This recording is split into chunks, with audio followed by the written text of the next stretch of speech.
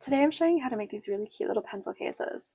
I'm calling them pencil cases, but you can actually use them to store a bunch of different things.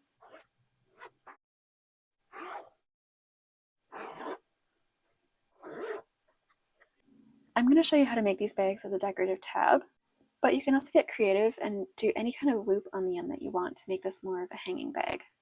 For this, you're going to need 2 pieces of fabric that measure about 10 inches by 9 inches. For this, I'm using fabric from a layer cake, which is a type of pre-cut quilting fabric that comes already cut in 10-inch squares. And I designed this bag especially for pre-cut fabric because I buy a lot of it and it's a really fun way to use it up. So I'm using this from the Blossom Lane collection from Riley Blake. And for the liner, I thought it'd be really cute to use this handwriting to go with the letter theme that I have on this fabric. You're also going to need a piece of quilt batting that's a little bit smaller than your outer fabric. And if you don't have fusible batting, you're going to need an adhesive like this to stick your fabric to it. Next, you're going to need an invisible zipper that's at least 10 inches long, but I actually like using this one that's 14 inches long, and once we start sewing, you're going to see why. You'll need a regular sewing machine as well as a zipper foot, and if you want to do any quilting on your pouch, I like to use a free motion quilting foot. And then you'll just need a few basics like quilting clips, pins, fabric scissors, a rotary cutter, and a cutting mat. And the last thing you need is this free printable pattern that I designed, and you can get this on my Ko-fi shop. It's a free download, but if you want to, you can also make a donation. And this is just a PDF you can print at home, and the pieces fit on 1 piece of printer paper each, so there's no taping. So I like to start by attaching my fabric to my batting, and this is the fabric that I'm using for my outside, and I'm going to use this spray adhesive. I have a layer cake square here, so I'm just going to go ahead and attach the batting like this. And I'm going to have it about a ½ inch away from the edge of the fabric on the top and the bottom. And that's going to make it easier to sew the zipper in when we get to that step. So here I have my batting attached to the back of my fabric, and I still have this as a 10-inch square. We are going to be cutting it later after we use the template down here. But for now, I just have my batting on this portion of the fabric, which is what's actually the body of the bag. And then I'm going to go ahead and I'm going to quilt this with my free motion quilting foot. On my other edges, I'm just going to leave that flush with the edge because I found it doesn't make a huge difference, but if you want, you can also trim this down by ½ inch as well. So I have my free motion quilting foot on here, and I'm just going to do some scrolling, looping designs.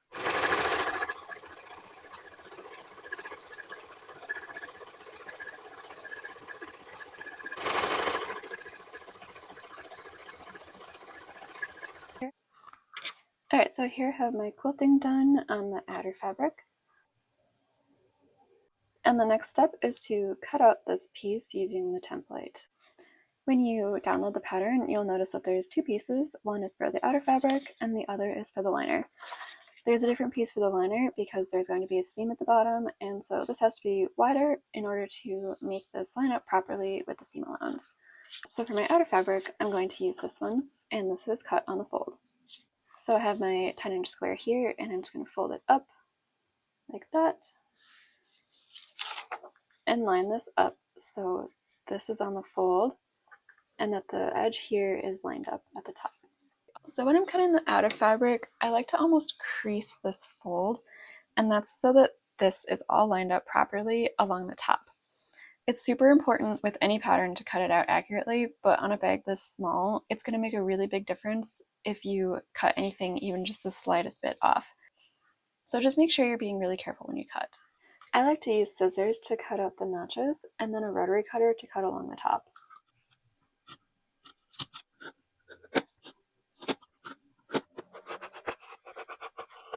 Since I have it cut like this, I'm going to take the pins off.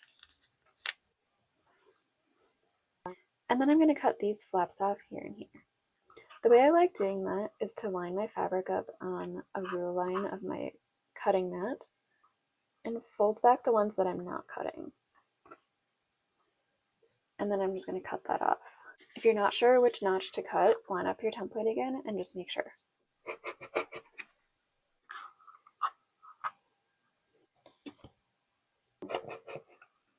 When you're done cutting your outer fabric, it should look like this, with 2 notches on both sides. So for the liner fabric, we're also going to fold the fabric so that we can cut these both at the same time, because we do need 2 pieces of the liner. So I'm going to make this little piece of fabric as small as possible so I'm not wasting anything. And then I'm going to pin this to the fabric and cut it out around the entire outside.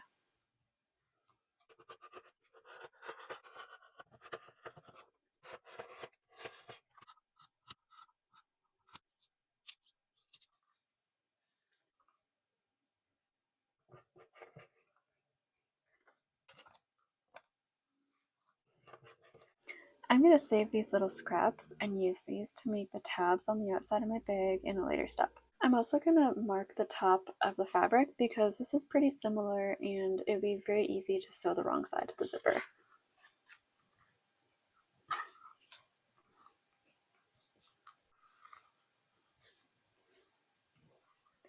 Next, we're going to attach the zipper to the bag.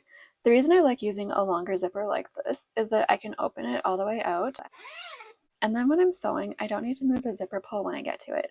If you don't have a zipper that's this long, you can still open it out like this, but when you're sewing, you're going to have to re-zip it a little bit and then keep sewing on a separate seam so that you can get past this zipper pull. So we're going to take the zipper and lay it face down on top of the outer fabric. And I like to line it up so that there's a bit of extra zipper on either side of the bag. And we want this edge of the zipper to be lined up at the top. Then we're going to take one of our liner fabrics, and this is the zipper side, and we're going to lay it face down on top of that. And then we're going to pin along here and sew it on. Here I have this pinned together. I have my liner face down, the zipper face down, and the outer fabric face up. You're going to want to switch to a zipper foot for this step. Now before we started sewing, I wanted to mention that on a bag this small, if you're off even a little bit on your seam allowances, it might make the bag a little bit more difficult to assemble at the end. I've done this before and it's kind of hard to get the corners to line up perfectly if your seam allowance isn't the same everywhere. So this is using a 1/4 inch seam allowance on all of our seams.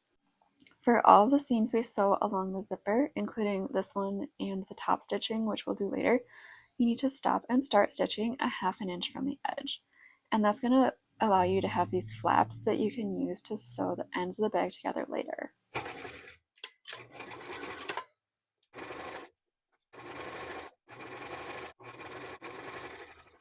After sewing that first seam, your bag is going to look like this. And then we're going to fold it out. And with your zipper still open, you're going to fold it so that the right sides of the outer fabric are touching. And the side of the zipper tape is along that upper edge of the bag that we haven't sewn yet. And then the other piece of liner fabric is going to go along that as well, with the zipper side up. Before you pin this, you're going to want to make sure that your zipper ends are nice and even at the end. If it's off like this, your zipper won't zip and it will have a weird kink in the middle. So just make sure that those are even as you're pinning. Here I have my layers pinned together, and I'm just going to double check that the ends of the zipper line up. And if they were to not line up, I would have to repin this and just make sure they are. I have my outer fabric face up, my zipper face down, and my liner fabric face down, and this is the zipper edge. So we're just going to sew across here like we did for the other side. After sewing that second seam, the bag is going to look like this. You can go ahead and open this out, and then press along here. If you have a plastic zipper like me, just make sure you turn down the heat on your iron so you don't melt it. You want to press the liner and the outer fabric away from the zipper, and then we're going to do top stitching. For the top stitching along the zipper, I like to actually leave my zipper foot on, and then we're going to stitch really close to this edge here. And like the other seams on the zipper, make sure you're starting and stopping a 1/2 inch from the edge of the fabric.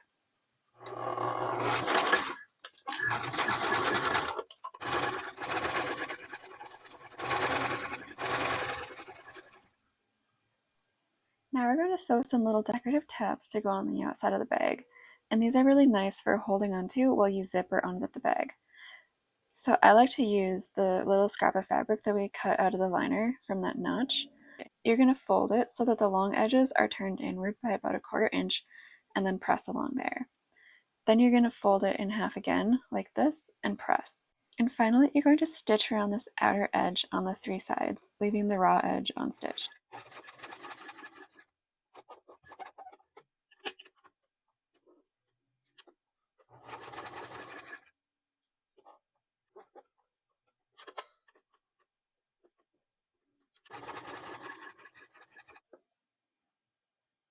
After top stitching, we're going to fold the bag out like this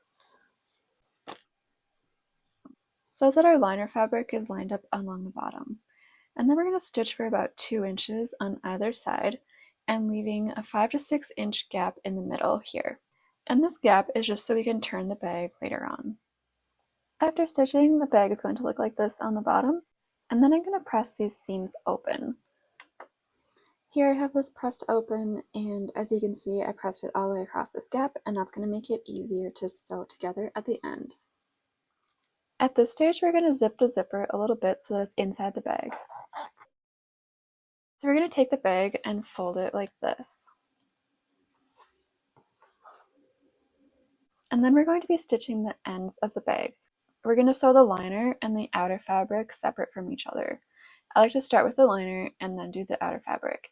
I like to start by pinning the zipper out of the way, and then we're just going to sew across here, using a zipper foot so that we can get nice and close to this area.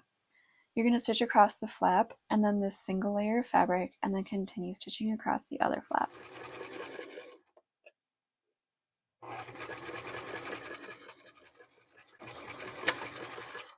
Here's that end sewn together, and then we're going to repeat this on the liner fabric on the other end.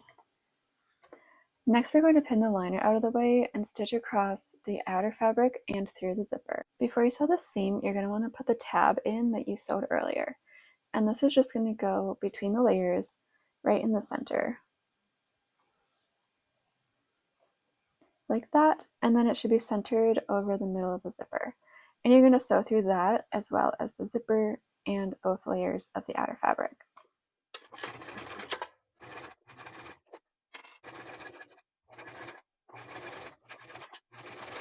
Here's that seam I just sewed through the zipper. The zipper tab is underneath in there, and the outer fabric. For the next step, I actually made a little bit of a change after doing my original video, so I'm showing you on this other sample that I have made.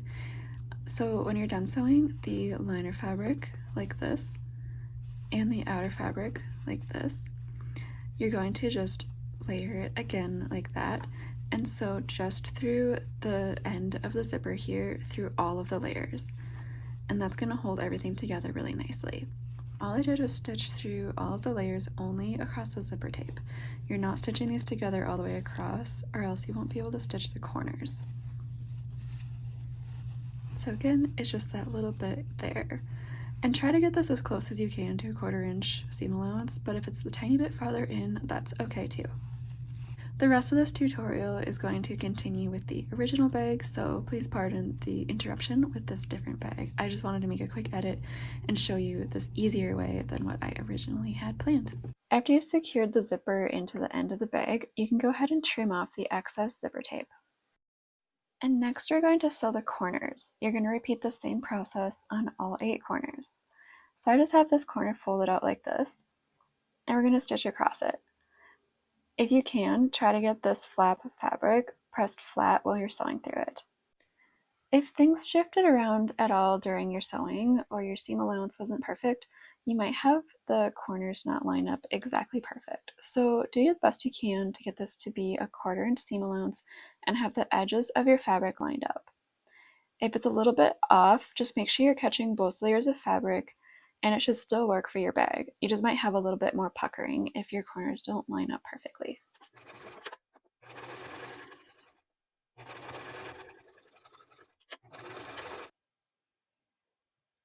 After you finish sewing the corners, you can go ahead and turn the bag.